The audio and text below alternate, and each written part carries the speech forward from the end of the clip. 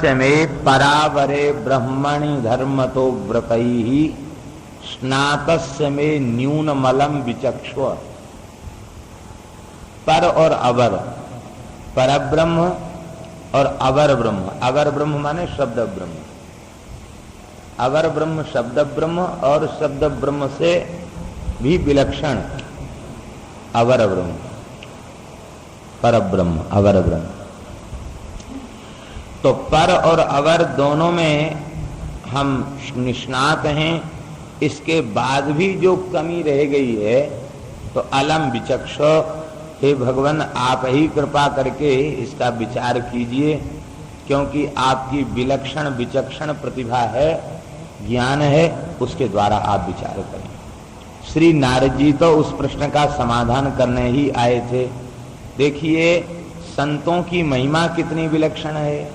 नारद जी अत्यंत उदास हो जाते हैं, दुखी हो जाते हैं भक्ति ज्ञान वैराग्य के संकट को देख करके, और श्री भगवान व्यास अभी जीवों का कल्याण नहीं हुआ, बस इसी बात से दुखी हो जाते। इन संतों के व्यक्तिगत दुख का कोई कारण नहीं, कुछ भी, निरंतर यही भावना सारे जीव भगवान को कैसे प्राप्त करें, इन जीवों का कैसे हित हो, कैसे कल्याण हो, एक बात के लिए ही व्याकुल बने रहते।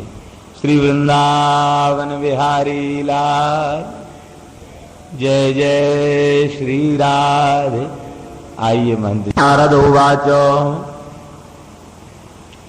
भवतानुदित प्रायम यशो भगवतो मलम ये नैवासौ न तुष्येत मन्ये तद्दर्शिनम खिलम। आपने महाभारत में 17 पुराणों में भगवान का यशगान किया तो अवश्य है, लेकिन प्राधान्य रूप से नहीं किया। प्रधान रूप से वर्णन करने लगे। एक ऋषि का चरित्र आता है, बिंदपाल महर्षि थे, बहुत कठोर तप किया। अंत में ब्रह्मलोक जा रहे थे तो देवताओं ने रोक दिया, बोले संतानहीन को उत्तम लोक नहीं मिलते, नीचे जाओ। बेचारे लौट के आ गए। तब उन्होंने लपिता नाम की एक चिड़िया से विवाह किया। उनको ब्रह्मलोक जाने की इच्छा थी। लपिता नाम की चिड़िया को पत्नी तेने स्वीकार किया और महाराज उन्होंने अपने योग बल से, संकल्प से एक संतान को जन्म दिया, तब वे ब्रह्मलोक जा सके। ऐसी ऐसी बातें आपने लिख दी। अब जो पढ़ेगा उसके मन में तो यही आएगा कि अरे भाई देखो, बिना संतान के कोई गति है नहीं, भजन से क्या फायदा, गृहस्थ आश्रम में जाओ।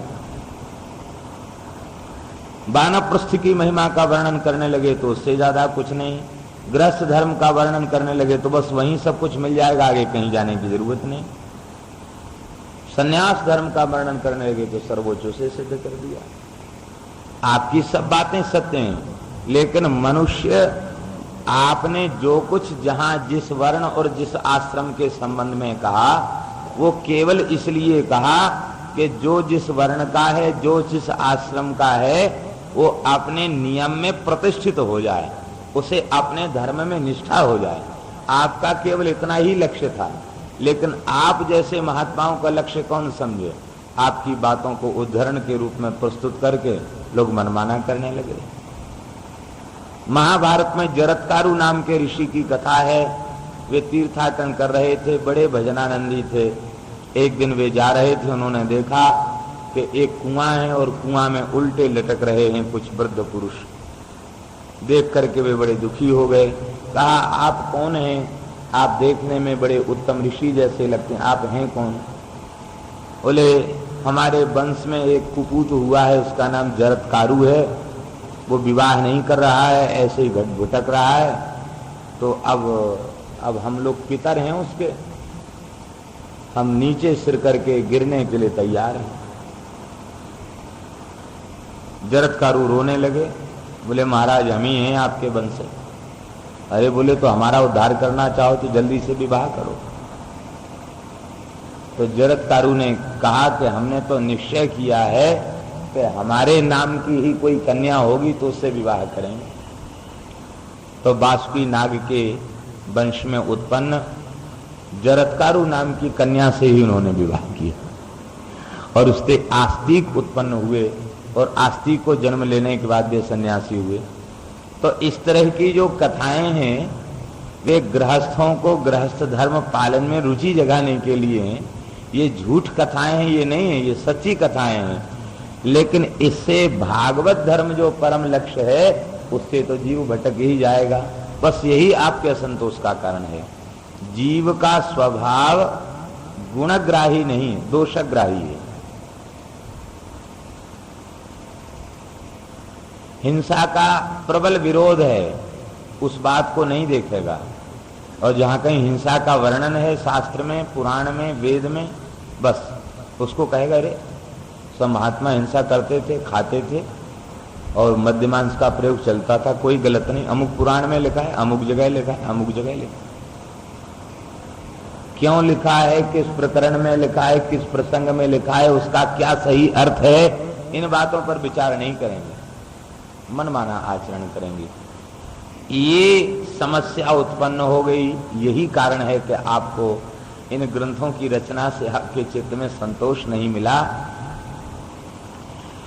न यद बचश्चित्र पदम हरेर्यसो जगत पवित्रम प्रगृणीत करहिचित तद्वायसम तीर्थमुशन्ति मानसा न यत्र हंसा निर्मन्ति शिक्षया। किसी की वाणी रस छंद अलंकार से परिपूर्ण हो किंतु संपूर्ण जगत को पवित्र बनाने वाले भगवान के यश का वर्णन उसमें न किया गया हो, तो उस काव्य को, उस ग्रंथ को बायशम तीर्थम उशंति, कौए को जूठन फेंके जाने वाला स्थल जैसे अपवित्र होता है, ऐसे ही अपवित्र मानकर सत्पुरुष भक्त पुरुष उसका त्याग कर देते हैं। बड़ा सुंदर उदाहरण है। नयत्र हंसा निर्मन्ति शिक्षया, जहां कौए इकट्ठे होकर के जूठन खा रहे हो, वहां मान सरोवर में विहार करने वाले, मोती चुगने वाले हंस, वो वहां कौओं के साथ बैठकर जूठन क्यों खाएंगे?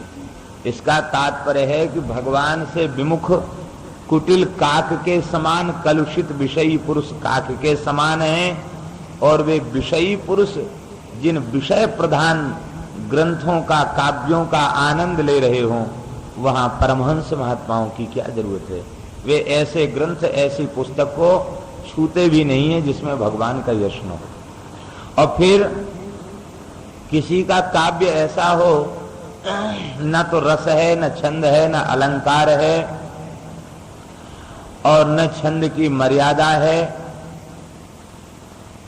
ऐसे ही अनमिल आखर अर्थ न जापू, इस तरह की उल्टी पलटी भी रचना यदि किसी की है, लेकिन यदि उस रचना में भगवान के यश का गायन है, तो शृण्वन्ति गायन्ति गृह्णन्ति साधवः, शृण्वन्ति, ऐसे ग्रंथों की चर्चा कोई सुनाने लग जाए तो वे महात्मा श्रद्धा पूर्वक उसका श्रवण करते हैं। वक्तरिष्यति शृण्वन्ति, वक्ता होने पर सुनते हैं, और श्रोतरिष्यति गायन्ति, वक्ता मिल जाए उन वाणियों को, संतों के रचनाओं को सुनाने वाला, प्रेम से सुनते हैं। और कथनचित श्रोता सामने आ जाए तो गायन्ति, उसको गाने लग जाते हैं। और मान लो वक्ता भी नहीं हो, श्रोता भी ना हो, अकेले हो, तो कहते उभया भावेशति गृणंति, दोनों न हो तो बस भीतर ही भीतर उसको गुनगुनाते रहते हैं। क्यों गुनगुनाते रहते हैं? बोले भाई भले ही उसमें रस छंद अलंकार न हो, लेकिन वह भगवत दर्शन प्राप्त, भगवत अनुभूति प्राप्त एक प्रेमी संत की वाणी है, रसिक की वाणी है। बस वेद रसिकन की वाणी, उस रसिकों की वाणी को वेद से बढ़कर आदर देते हैं, संतों की वाणी। बक्सर वाले श्री भक्तमाली जी महाराज प्रयागदास जी की रचनाओं के कुछ उद्धरण देते हैं। प्रयागदास जी भोले भाले महात्मा, बिना पढ़े लिखे, किशोरी जी को अपनी बहन मानने वाले, जंगी प्रसिद्ध प्रयाग ऋषभ पोहकर इब ऐसे, ये सिर्फ अग्रस्वामी जी की ही परंपरा में है, शिष्य हैं प्रयागदास जी।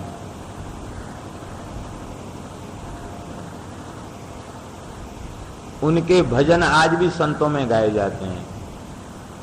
भक्तमाली जी उदाहरण देते हैं, हरि हरि केशवा जपत महेशवा कटत कलेशवा भजनवा से, ये उन्हीं का पद है।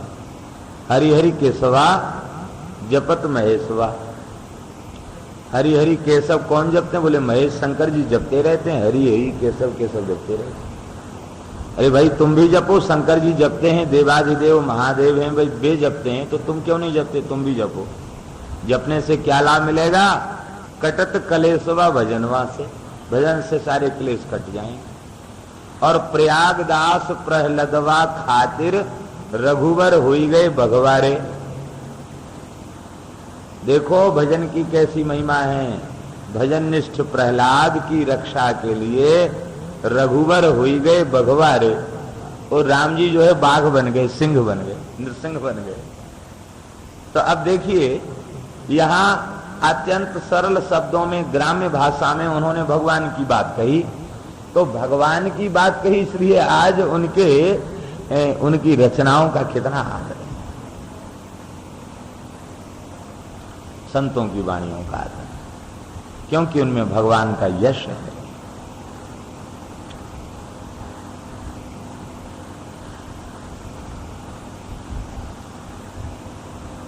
इसलिए भगवान के यश का वर्णन करें। एक बड़ी विलक्षण बात नारद जी ने कही, जो बात नारद जी जैसे महाभागवती ही कह सकते हैं।